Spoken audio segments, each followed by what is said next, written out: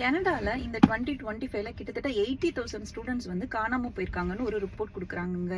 எங்கடா போனாங்க, காணாம போயிட்டாங்கன்னா தொலைஞ்சு போயிட்டாங்களா அப்படின்னு சொல்லி கேட்டிங்கன்னா, தொலைஞ்சுலாம் போல, கனடாக்குள்ள தான் எங்கேயோ இருக்காங்க.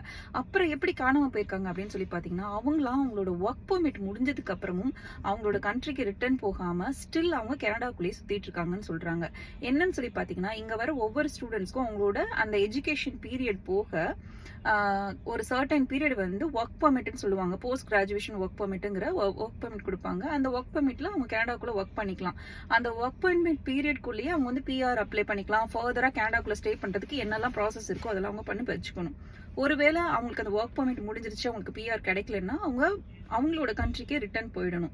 பட் இந்த மாதிரி பிஆரும் கிடைக்காம ஒர்க் பெர்மிட் முடிஞ்ச ஸ்டூடெண்ட்ஸ் வந்து இப்ப எங்கன்னே தெரியாம கோஸ்ட் ஆயிட்டாங்க போல.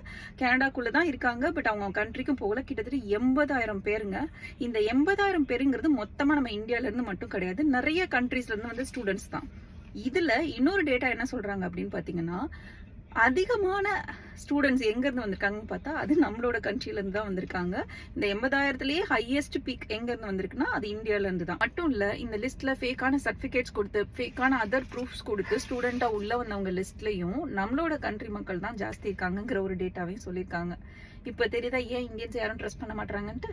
இந்த மாதிரி கனடா பத்தி இன்ட்ரெஸ்டிங்கான விஷயம் தெரிஞ்சுக்கணும்னா சேனலுக்கு சப்ஸ்கிரைப் பண்ணிக்கோங்க. அண்ட் இந்த வீடியோ பிடிச்சிருந்ததுன்னா லைக் பண்ணுங்க அண்ட் ஃப்ரெண்ட்ஸ் அண்ட் ஃபேமிலிக்கு ஷேர் பண்ணுங்க. பை.